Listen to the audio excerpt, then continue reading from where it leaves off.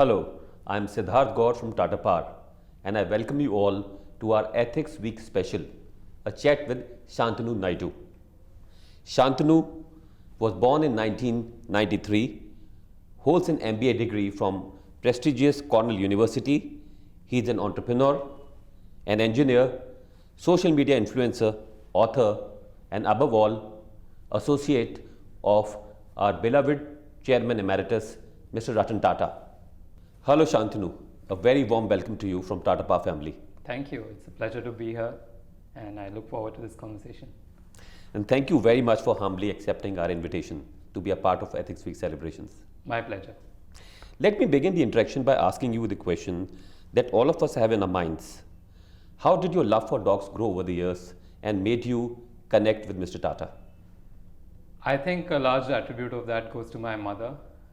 It's not just dogs, but she's kept me sensitized to all living beings in general, which was not always easy given the culture that dogs are harmful or animals in general, stray animals are harmful. But she sort of ingrained that in me. So I wouldn't say that it was something that was specifically sat down and taught as much as I saw my parents imbibe these values. So over time, I think I used to bring home so many dogs and puppies, almost 16, 17, and I was made to put them back on the street every single time. But one time I got through and we adopted a stray dog, and that was sort of the peak of when my love for dogs grew. When I was in my engineering days, I used to drive back from my first job at Tata Elxsi as a junior design engineer, and I used to see a lot of dogs getting killed on the street. Initially, I thought that it was just a one-off incident, but it turned out it was a very big pattern. And it was just very disheartening and heartbreaking to see the dogs being run over and over again. So because I had access to engineering materials and automotive materials, we designed a reflective collar for dogs, Right. which today goes under motorpaws. That also led me to overlap my paths with Mr. Tata, because he, being a dog lover himself, caught wind of this news through Tata newsletters and such, and eventually it led to us meeting and him supporting motorpaws. So that cross path led to us nationalizing motorpaws and our dog initiatives, which include feeding, collaring the dogs, and animal rescues.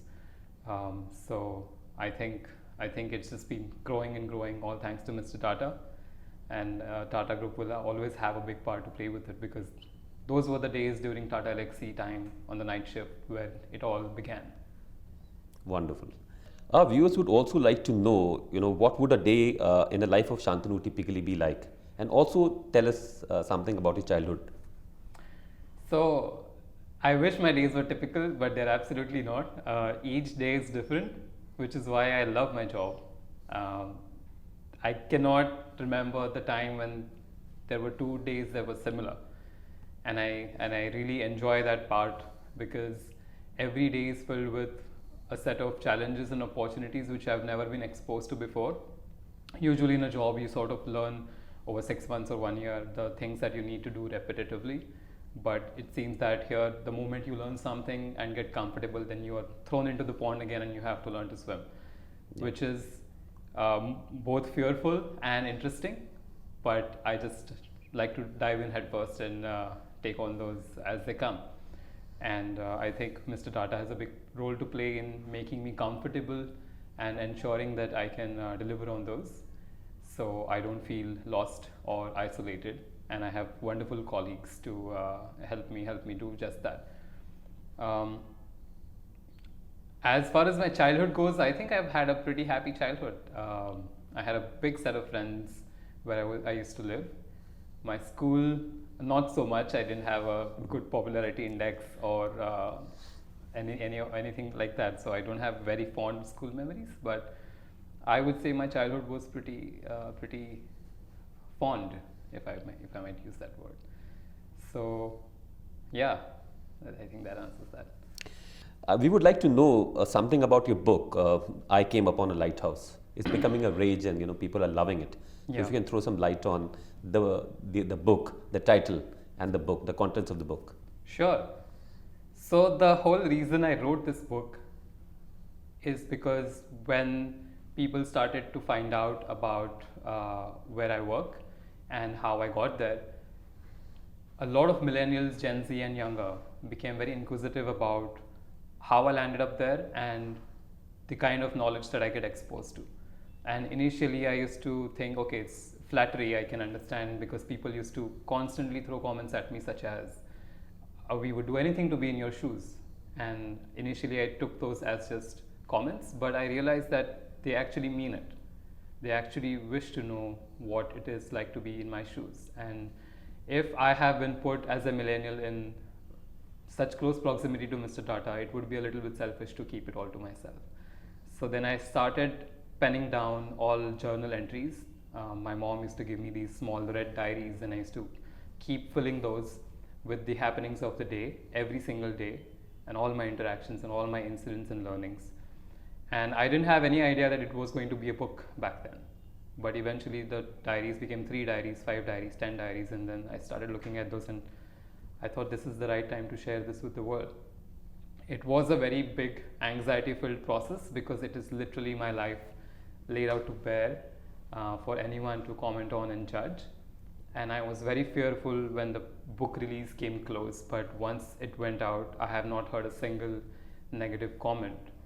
And it has taken me by delightful surprise, because it turns out that people didn't just want to know about Mr. Tata, they took away a lot of lessons that they related to on a millennial level in terms of education, higher education, the stresses that an Indian student faces, which was a very delightful surprise for me. And I'm glad that has happened. It still takes me time to process that I have written a book, because all I did was just convert the diaries into a narrative. But it's doing very well, and I'm happy about it, and happy about the fact that people feel that they now know Mr. Tata a little bit better, especially on the human side. Because when we idolize someone, especially in India, we are so starstruck that we forget to humanize them. And that was my attempt in this book. I perfectly agree with you. I believe it's a treasure trove of inspiring anecdotes. Thank you. So all the best to you for the book. Thank you so much. My next question is also related to your book.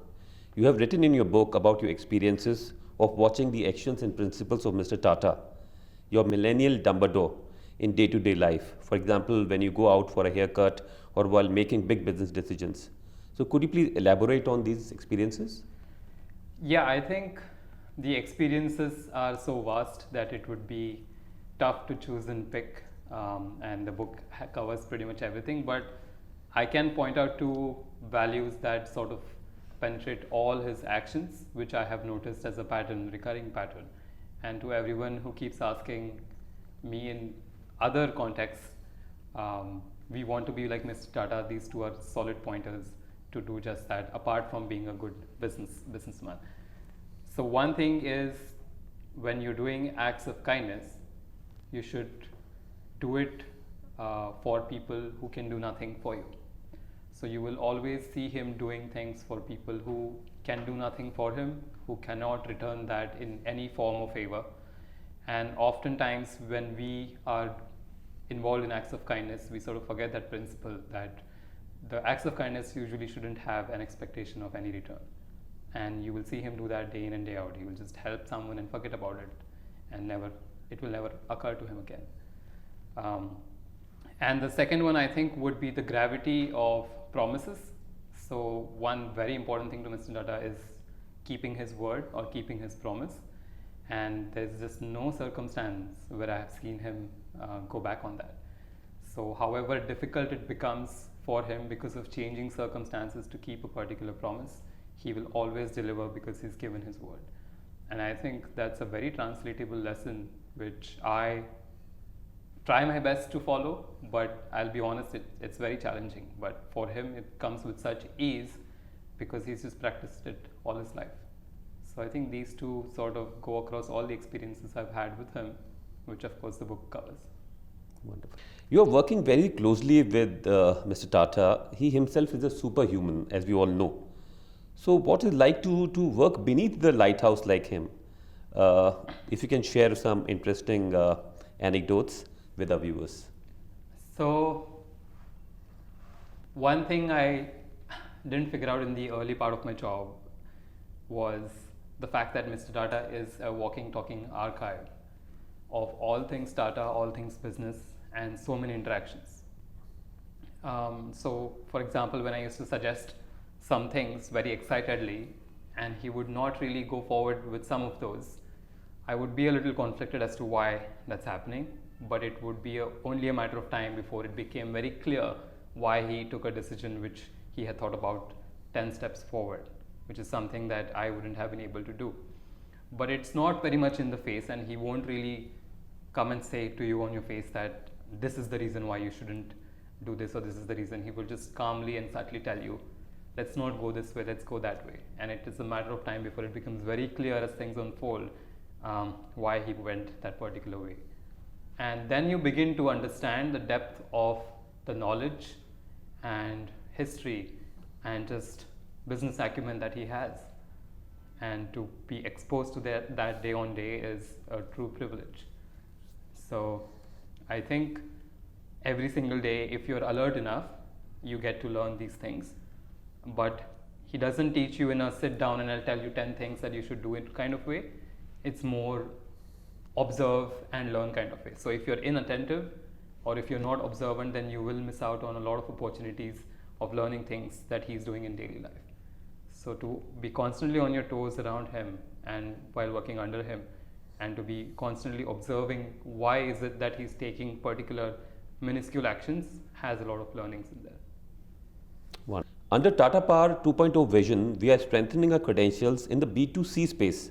Today, we are catering to around 12 million customers across India. And we have a significant number of young employees like you who are driving the organization progress. So what's your message to our young power victors who are carrying forward the ethical legacy? Let me just start by saying I love this question. I've been waiting for someone to ask me this throughout my time at the Tatas.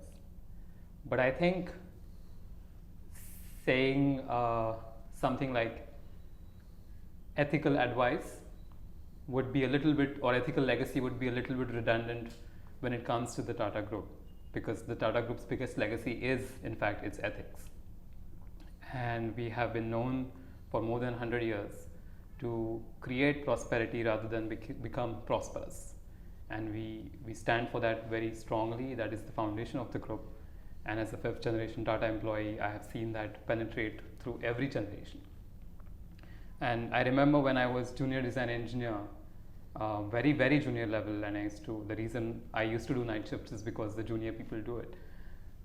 But when I used to go to the petrol station and fill gas, or when I used to be in a public place and the Tata emblem used to be on my shirt, you can instantly see the demeanor of people changing towards you. Because when you mention that you're a Tata employee, automatically the people assume that you have a higher moral compass, you have a strong set of ethics, and you're generally a good person as compared to any ordinary individual. And I think that is a very strong reputation that we continue to carry today. But my message to the young individuals would be, it is sort of our responsibility to start living up to that. I am confident they are already doing it, but keeping that ethical legacy as a North Star, a guiding star, and remembering that people will always respect you and see you differently in a different light, and living up to that responsibility in your actions in the group and outside the group, even when nobody's watching. I think that would be my best advice, because that's what connects the entire group, I think. I love the phrase which you've used, that keep ethics as your North Star. So probably I believe our young power victors would surely relate to it very well. I hope so. Last but not the least, I would not let you go of the chance of getting some author signed books. My pleasure. And we will surely share this with the winners of our ethics competition. So I would request you to please sign a couple of copies for us. The more copies we will courier it to you. Thank please. you.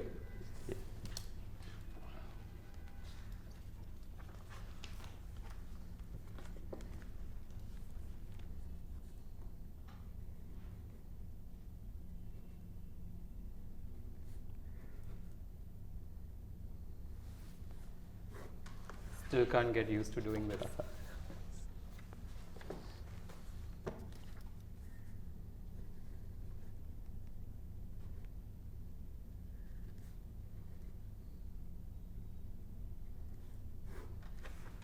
Thank you so much, Shantanu. My pleasure. Our readers, our employees would love to read the signed copies.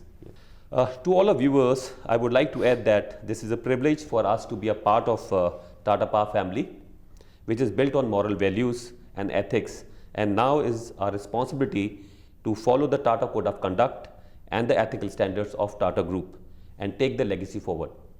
Happy Founders Day to all.